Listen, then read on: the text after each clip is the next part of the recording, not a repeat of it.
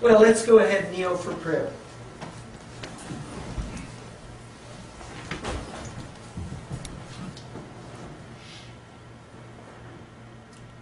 Father in heaven, we give you praise tonight for your love to us.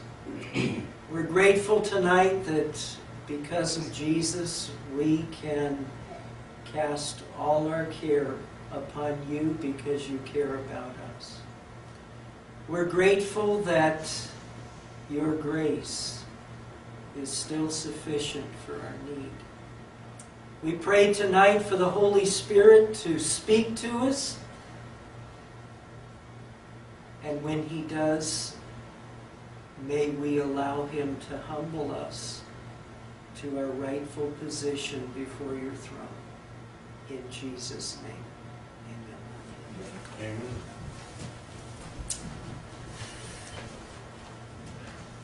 I'd like to look with you this evening. I've been doing a series on the sons of Jacob. And tonight I want to look with you at one of his sons, and his name was Imhotep. Has anybody ever heard of him? Does that sound like one of the names of the sons of Jacob? No. And Sister Bethay, you are absolutely correct. If you look in Genesis chapter 49, there is not a single son of Jacob by the name of Imhotep.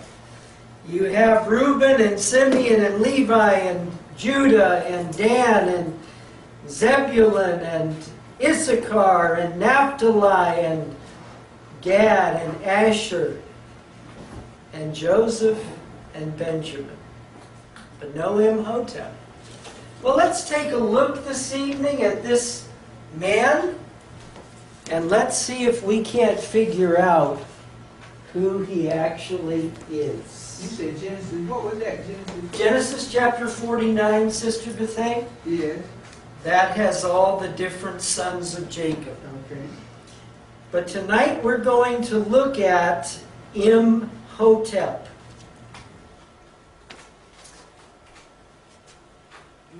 There was a man in Egyptian history who basically ruled the world for 7 years. Actually, it was for 14 years because he saved the world from a terrible famine during that time of 7 years.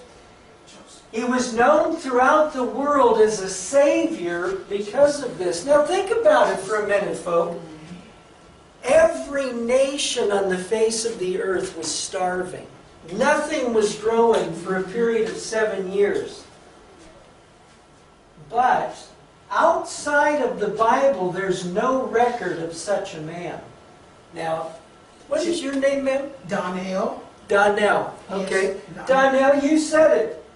The man who did this, his name was Joseph. Mm-hmm. And he, of course, was a son of Jacob. Yes. But outside of the Bible, there's no record of Joseph doing that, of saving the entire planet, this world, for 7 years. Now come on. There's got to be record of that somewhere in antiquity. There has to be. Are you kidding? In order to invalidate the beauty of the Bible, his name would have to be obscured in history so that no one would associate such a man to such heroic deeds. You see, folk, the devil is desperate to try to destroy the Word of God. And in order to do that, he is going to try to obscure or push into a corner a man who actually saved the world through a 7-year famine. But this man's deeds would not die. Somewhere, somehow, the world would know of the Bible character named Joseph. So, you know, in Egypt today, there's a pyramid. I saw it. This pyramid, it's called a step pyramid, like that. Goes in different layers, and it's at a place outside of Cairo called Saqqara. Now this pyramid is different than the ones that are at Giza, because this one is a step pyramid. History tells us it was built by a man named Imhotep for the burial site of his king Dozier, who reigned from 2630 to 2611 BC. Other than the fact that this was a step pyramid, there's nothing out of the ordinary when looking at the pyramids of Egypt. But what is stunning is the resume of this man, Imhotep, who built this pyramid. Let's learn more about Imhotep, the builder of this step pyramid. This is what it says in the Encyclopedia of World Biography. It's talking about this man, Imhotep. It says, the step pyramid at Saqqara is the only one of Imhotep's achievements that can still be seen and appreciated today. Its reputation is largely based on Imhotep's accomplishments as the pyramid's inventor and builder. This pyramid was the first structure ever built of cut stone and is by far the oldest of the 7 wonders of the world. This guy was brilliant. Imhotep was brilliant. The 7 structures of the ancient world that were astonishing accomplishments for their time. It took 20 years to complete, not very long given the newness of the idea and the state of structural science in the Bronze Age.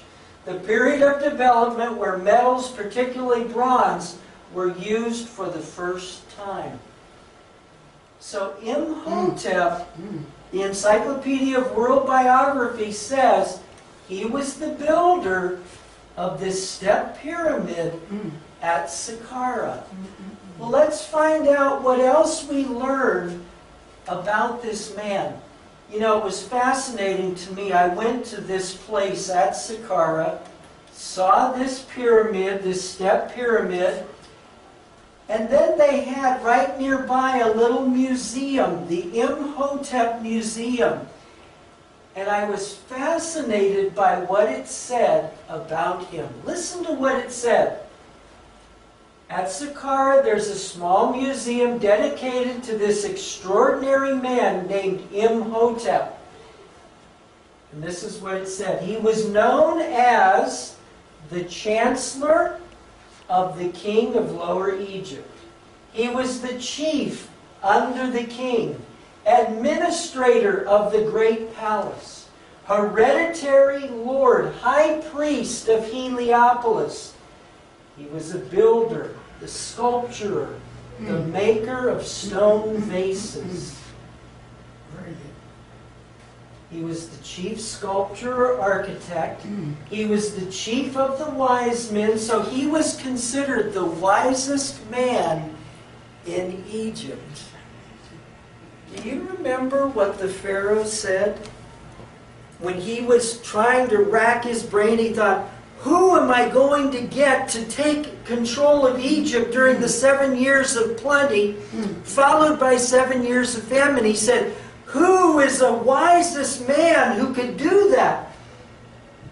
And then he turned to the young man and he said, there is none so discreet and wise as thou art. Remember? And he was talking about Joseph.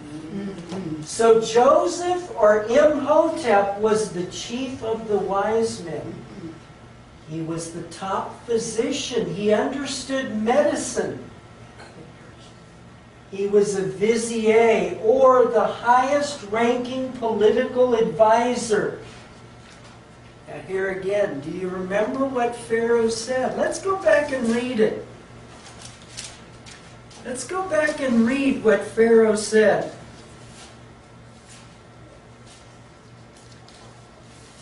chapter are you in, Bill? We're in Genesis chapter 41, verse 39 and 40. Listen to what Pharaoh said about Joseph that also is what we learn about Imhotep. 41 verses what? 41 verse 39 and 40. Notice, Pharaoh said to Joseph, "For as much as God hath showed thee all this, there is none so discreet and wise as thou art." So Joseph was the wisest of all the people of Egypt. Verse 40, "Thou shalt be over my house, and according to thy word shall all my people be ruled. Only in the throne will I be greater than thou." So what position did Joseph occupy in Egypt? He was next in line. He was next in line, Donnell. He was next in line. He was the vizier. He was the highest ranking political advisor. Here was the Pharaoh. Right underneath him was Imhotep. Right there. That's exactly what the Bible says. Exactly. He was a sage. And that is somebody who is famous for their wisdom. He was also known as a seer. Imhotep was a seer. Do you remember the man in the Bible who is referred to as a seer? Do you remember? Yeah, John the Baptist. That's not the one I was thinking of, Sister Bethay. When Saul, the first king of Israel, Oh, okay. when he was looking for his lost donkeys, he said, "Let's go speak to the seer." Oh, okay. He was referring to Samuel. Oh, okay. But a seer was somebody who could predict the future. Now, folk, these are the things that are written at the museum in Saqqara about Imhotep. These also describe the biblical Joseph. Same thing. Same thing. The supervisor of the whole land was a vizier. The office of the vizier in politics was literally described as the supervisor of everything in this entire land.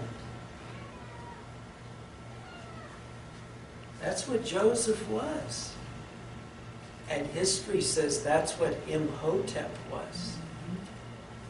Only the best educated citizen could handle the range of duties of this position that worked closely with the Pharaoh or king of Egypt. As vizier, Imhotep was the chief advisor to Dozier in both religious and practical matters. He controlled the departments of the judiciary, the treasury, the war, agriculture, and the general executive. That's also from the Encyclopedia of World Biography about Imhotep. But again, the remarkable thing about this man is that, yes, history says this was the man Imhotep, but it's directly describing the Bible character called Joseph. Exactly. Imhotep, this is from the Egyptian Encyclopedia. Let's see what it says. This is amazing. Imhotep was an Egyptian expert in many areas of learning, best known as the architect of King Dozier's step pyramid at Saqqara. His name means "he who comes in peace." And he is the only Egyptian besides Amenhotep to be fully deified, becoming the god of wisdom and medicine, or according to some sources, the god of science, medicine, and architecture. Imhotep was a priest, vizier to King Dozier. and possibly to the succeeding 3 kings of the 3rd dynasty. A poet, physician, mathematician, astronomer, and architect. Although his step pyramid is considered his greatest achievement, he was also remembered for his medical treatises, which regarded disease and injury as naturally occurring instead of punishments sent by gods or inflicted by spirits or curses. Interesting, isn't it? So Imhotep came along and completely bucked the entire Egyptian system. The Egyptian system said disease comes from the curse of the gods or it comes from an evil spirit. Imhotep came along and said disease is caused by the breaking of natural law. That was revolutionary, folk. It's revolutionary. That's revolutionary today, isn't it? Somebody gets sick and they say, well, it's because my grandfather had those illnesses too. No, it isn't. It's because we break natural law, and that's why we get sick. Somebody says, oh, but you know, if my dad had this disease, then I'm going to get this. I have the same illness that he did. Well, probably the reason why is because we do the exact same things with our health that our father or our mother or our grandparents did. So obviously the diseases they suffered, we will suffer. That's what Imhotep said. Very, very reasonable. There was a picture. Now here's another fascinating aspect about this man, Imhotep. Notice, under Dozier's reign, Imhotep was vizier. He was next in line under the king. Throughout his life, he would hold many titles, including first after the king of Upper Egypt, administrator of the great palace, chancellor of the king of Lower Egypt, hereditary nobleman, high priest of Heliopolis, and sculptor and maker of vases chief. Now, notice this next thing about Imhotep. Imhotep was a commoner by birth who advanced to the position of one of the most important and influential men in Egypt through his natural talents. Now, how in Babylon, in Egypt, in all the ancient kingdoms, how did people typically become king of those nations? How did it happen? Somebody tell me. Birth. By birth. If your dad is Pharaoh, then you become Pharaoh. And your son will become Pharaoh. And your grandson will become Pharaoh. That wasn't the case with Imhotep. Imhotep was not born to royalty. And neither was Joseph. Was he? He wasn't born to royalty. So Imhotep and Joseph, both, it was well known that Imhotep was not born in royalty. Now that's found in the Egyptian Encyclopedia. He was one of only 2 commoners ever to be deified after his death, the other being Amenhotep, the son of Hapu. So again, we see another similarity between this man, Imhotep, and Joseph. Now, just to restate what we said before, why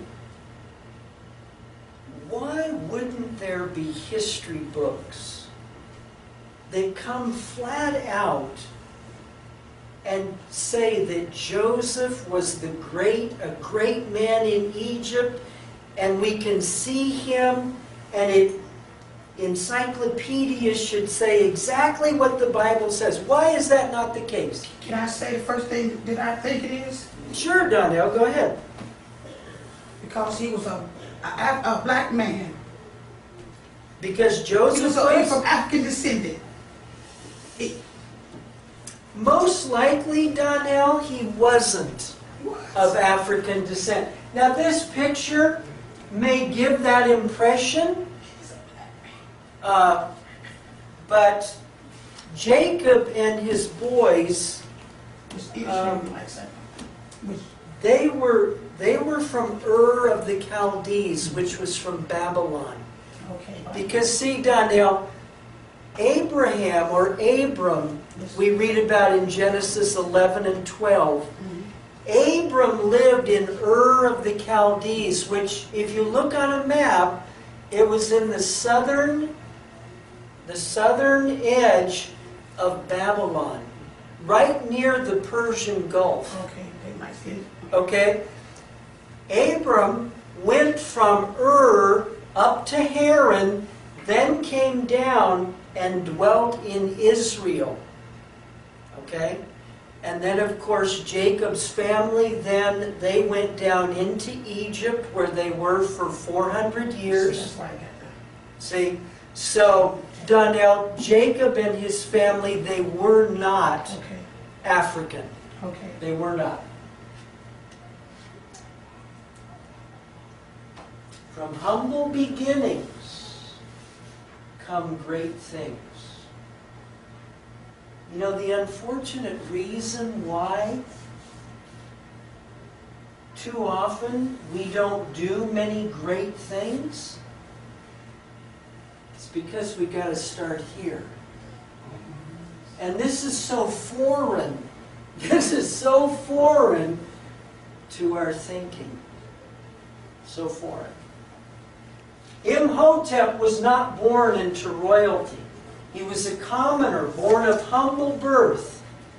To rise up to second in command of one of the greatest nations at that time is stunning. Royalty was something people were born into, not something that you rose up to attain. Imhotep was truly brilliant. Maybe he came to occupy the position at some extraordinary moment in Egyptian history. Which, of course, we know he did. We know he did. Now, this gives us a little idea about Imhotep's understanding of medicine and the practical connection between the cause of disease and the cure of disease. Imhotep was practicing medicine and writing on the subject 2,200 years before Hippocrates, the father of modern medicine, was born. He is generally considered the author of the Edwin Smith Papyrus, an Egyptian medical text, which contains almost 100 anatomical terms and describes 48 injuries and their treatment. Wow. Folk. Imhotep was writing about heart disease, arthritis, diabetes. Oh, that's way back there in the 3rd millennium. The 3rd millennium before Christ.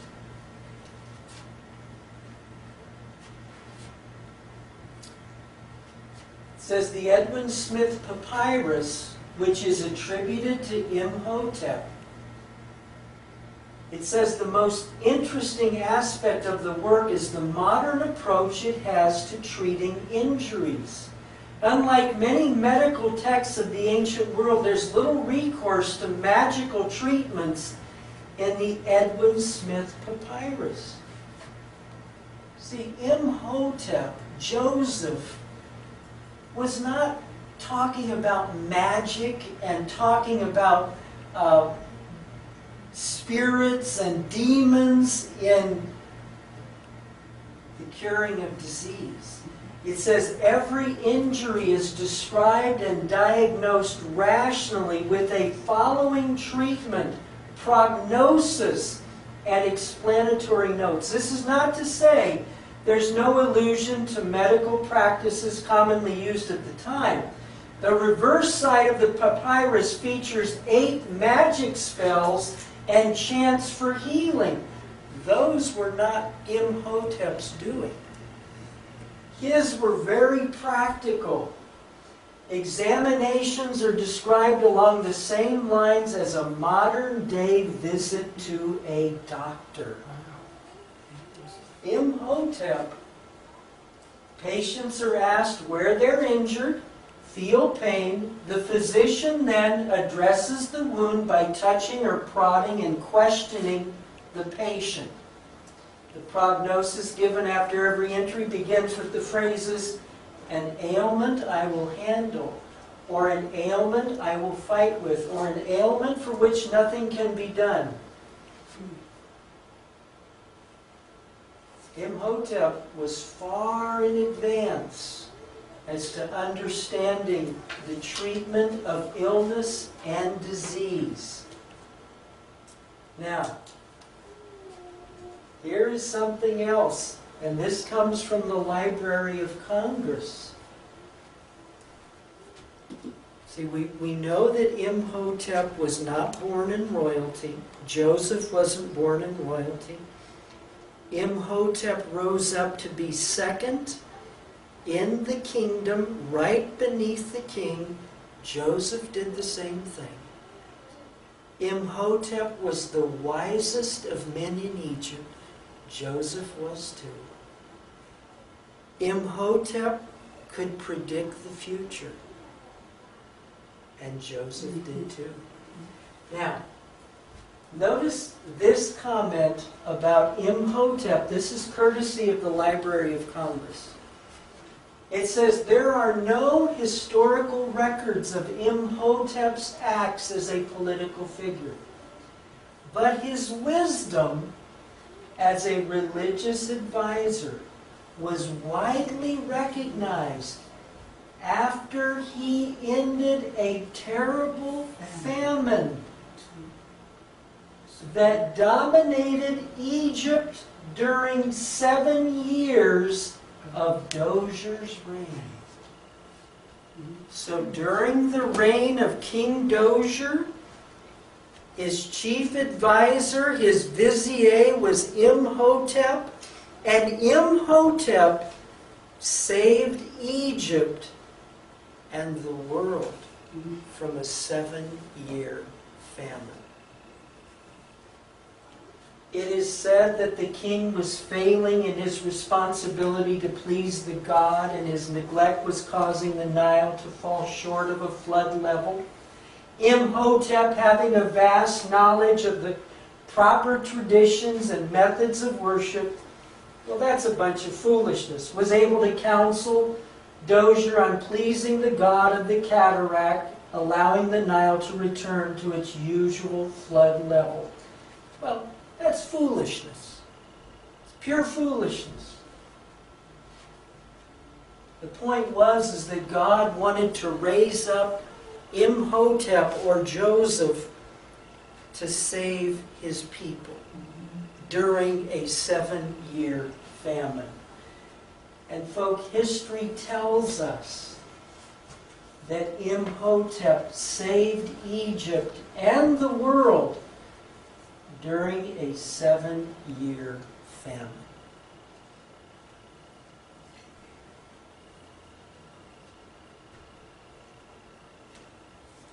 Everything that history tells us about this man, Imhotep, is absolutely identical to what the Bible tells us about a man named Joseph. They're the same person. The same person. And so, why hasn't the rest of the world gotten on board and said, obviously Imhotep was Joseph? Why is it that in a little town in Archdale, North Carolina, on a Thursday night, that a guy gets up and says, Imhotep and Joseph were the same person? Well, why can't all the scholars figure that out? It doesn't take a PhD to connect point A to point B. But the problem is, in connecting point A to point B, it's saying that the Bible is true.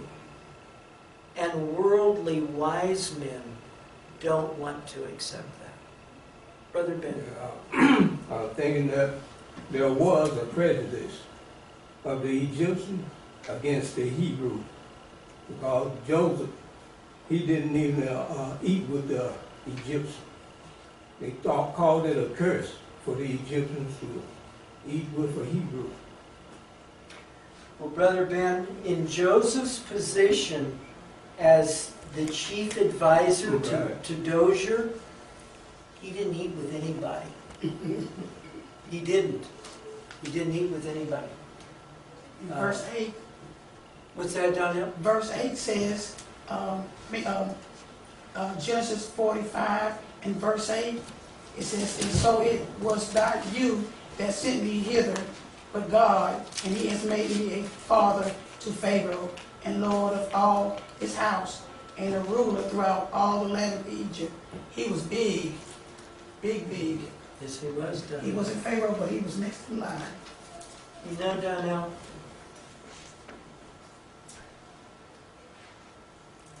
we'll get to that in a minute.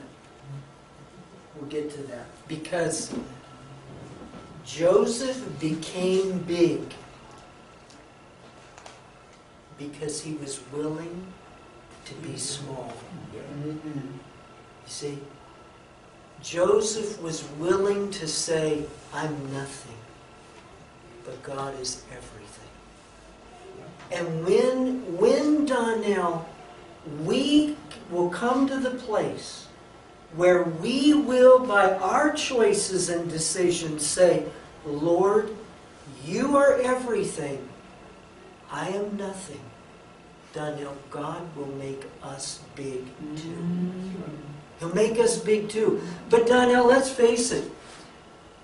So many of us, if we get big, we begin to say, I'm big. You see? And when we think we're big, then we're nothing. But see, we're so self-righteous, we don't see that. You see? Now, here's another statement. This is from Wyatt Archaeological Research. It says, the first evidence which connects Imhotep with Joseph is an amazing inscription found carved on a large rock on the island of Sahel, just below the first cataract of the Nile.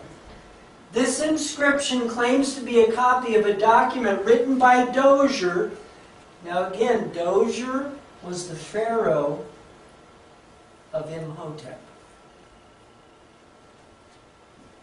In the 18th year of his reign. This copy being written over 1,000 years after the events it claims to be relating.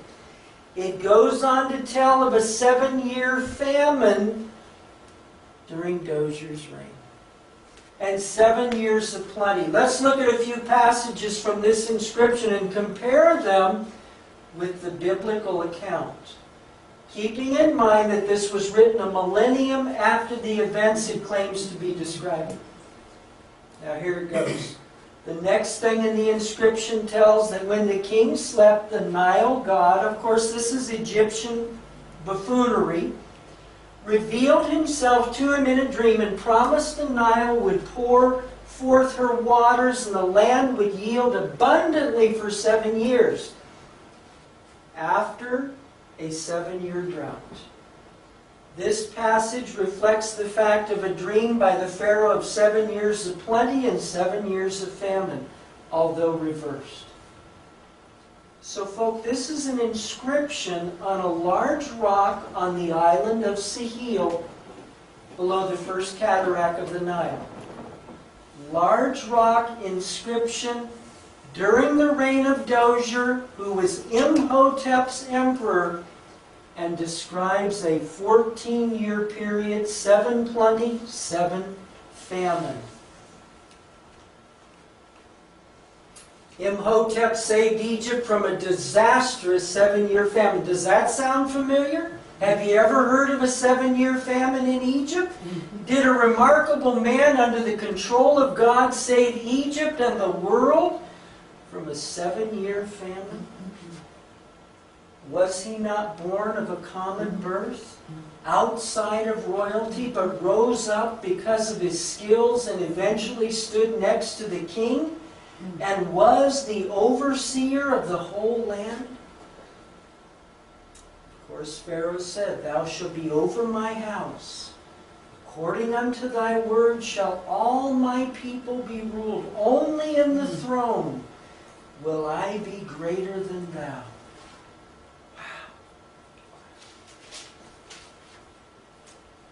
And now we get to his secret of success.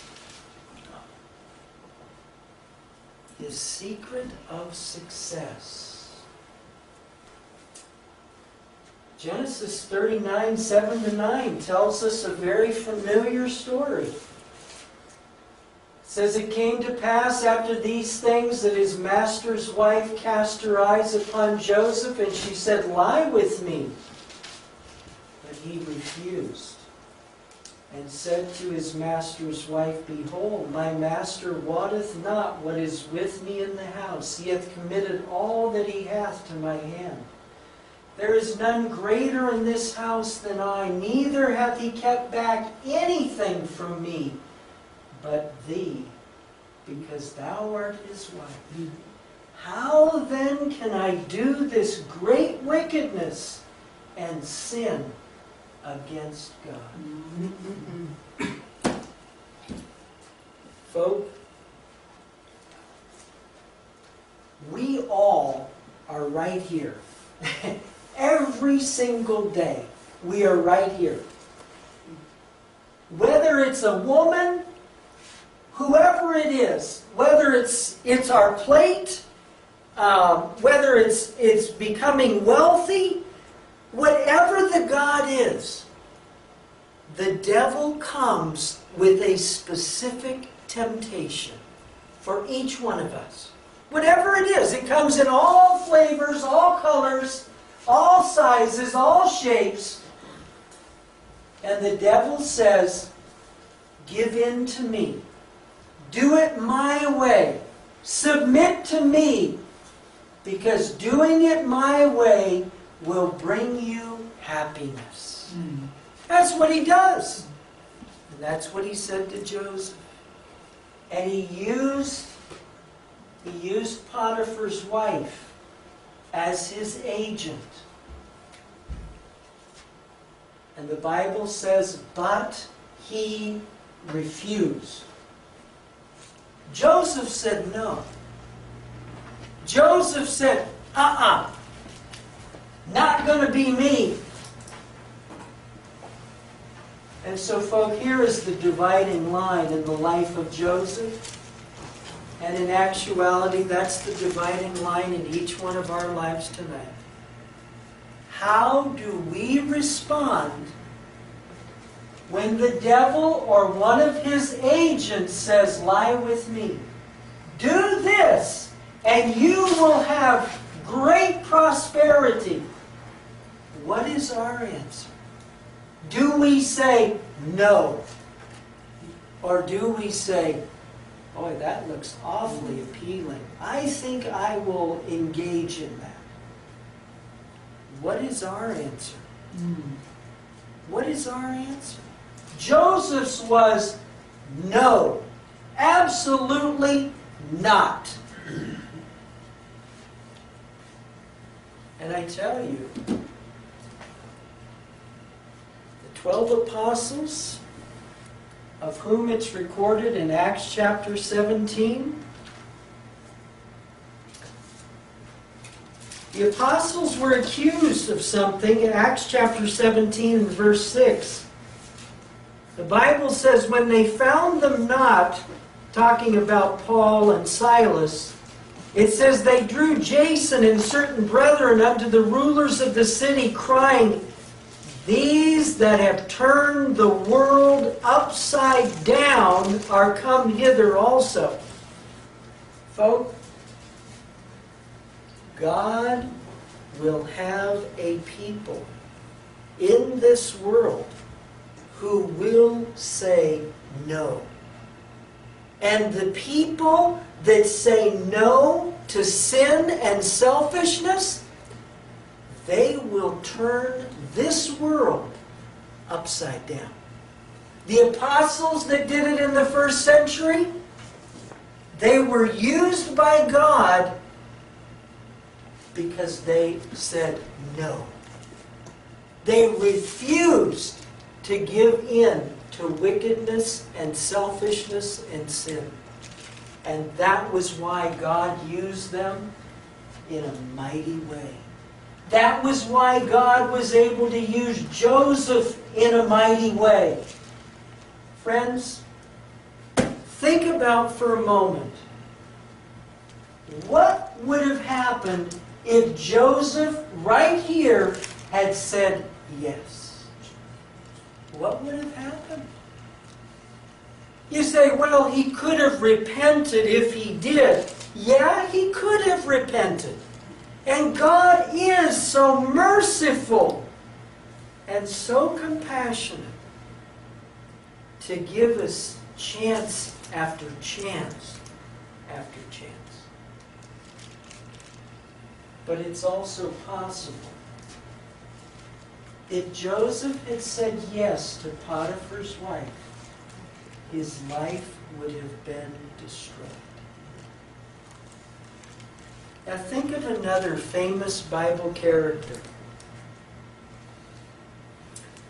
who found himself in a foreign land with opportunity to rise right beneath the king. And the king wanted to honor these young men with this food from his table.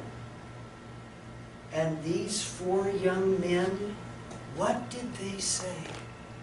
They said no. I will not defile myself with habits of intemperance. I will not do it. You know what, folks? If Daniel had failed that test, the book that's called Daniel in the Bible, it would have been written by a different man, known by a different name. Maybe the book of John, or the book of Hezekiah, or the book of Malachi, or who knows. But it would not have been Daniel. But Daniel said no. And we need to start saying no again and again and again. Joseph's answer reveals the power of religious principle. Boy, do we even have any clue what that is today? The power of religious principle. He would not betray the confidence of his master on earth. And whatever the consequence, he would be true to his master in heaven. Under the inspecting eye of God and holy angels, many take liberties of which they would not be guilty in the presence of their fellow men. But Joseph's first thought was of God. How can I do this great wickedness and sin against God, he said. If we were to cherish a habitual impression that God sees and hears all that we do and say, and keeps a faithful record of our words and actions, and that we must meet it all, we would fear to sin. Let the young ever remember that wherever they are, whatever they do, they're in the presence of God. No part of our conduct escapes observation. If we're doing the most menial of tasks, if we're taking out the garbage, God is there. If we're doing the dishes, the Lord is there. Wherever we are, whatever we're doing, the Lord is there. We cannot hide our ways from the Most High. Human laws, though sometimes severe, are often transgressed without detection, and hence with impunity. But not so with the law of God. The deepest midnight is no cover for the guilty one. He may think himself alone, but to every deed there is an unseen witness. The very motives of his heart are open to divine inspection. Every act, every word, every thought is as distinctly marked as though there were only one person in the whole world, and the attention of heaven were centered upon him. Patriarchs and Prophets 2:17 and 2:18. Imhotep, powerfully used by God to tell the future, stepped into Egyptian history, and the world was affected dramatically by this humble man. And the Bible says of Imhotep, he is a fruitful bough, even a fruitful bough by a well, whose branches run over the wall. The archers have sorely grieved him, and shot at him and hated him. But his bow abode in strength, and the arms of his hands were made strong by the hands of the mighty God of Jacob, even by the God of thy father, who shall help thee, by the Almighty, who shall bless thee with blessings of heaven above, blessings of the deep that lieth under, blessings of the breasts and of the womb.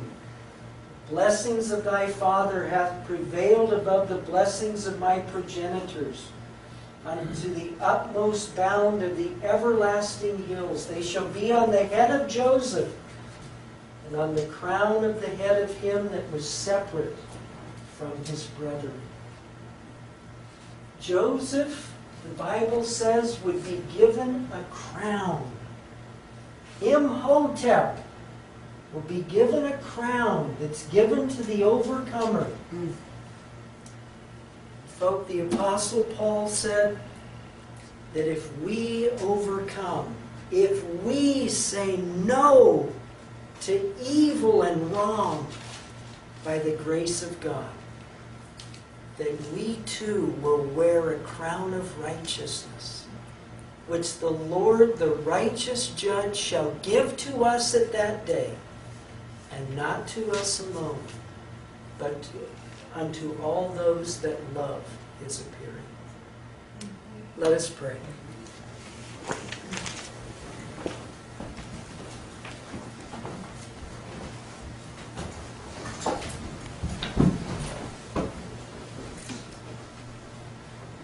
Father in heaven, thank you this evening.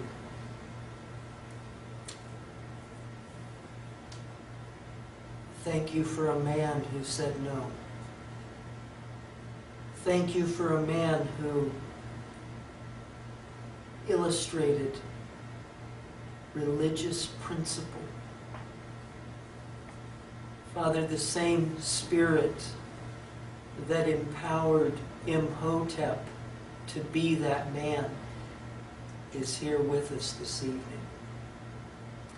And thank you that the Holy Spirit will strengthen us as well. I just pray, Father, that each one of us would take that wonderful gift called choice and say no, that you and you alone would be glorified in our lives. In Jesus' name, amen.